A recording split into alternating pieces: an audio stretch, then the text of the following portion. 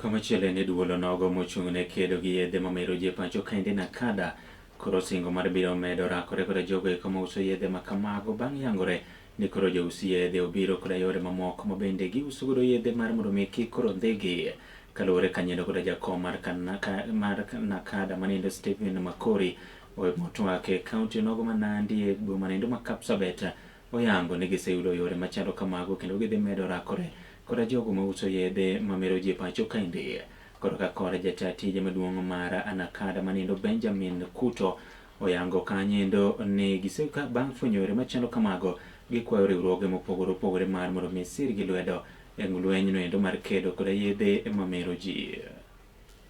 Most recently, we've seen that the people who are supplying these drugs are devising new forms. They are sometimes using cakes and they lace them with drugs and sell them to schools.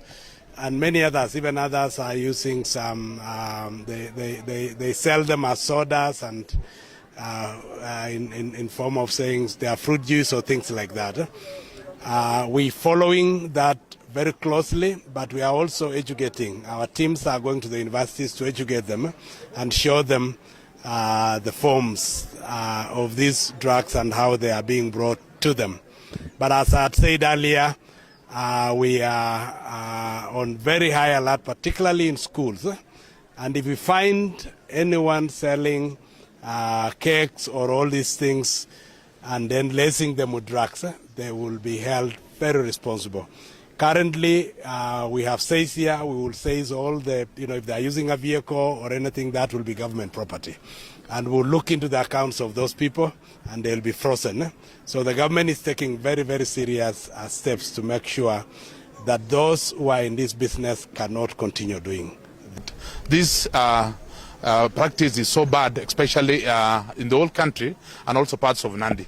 So we are going to follow the steps that the chairman has given you before about the issues of seizure, the issues of all those properties belonging to those drug dealers. And this is a good measure because if all the suppliers, the main problem is supplying. If all the suppliers can be cut off, even these people who are going to use the drugs, the students and all the others, it will be minimal. So we urge the government to support and all the stakeholders because this is a collective responsibility. This is not an issue only of Nakada, as our chairman has said. It is an issue that cuts across the churches, the bishops, and all the groups, even the police and all the members of the society. Because if we're going to fight this thing as an individual or as an Nakada team alone, we shall not succeed.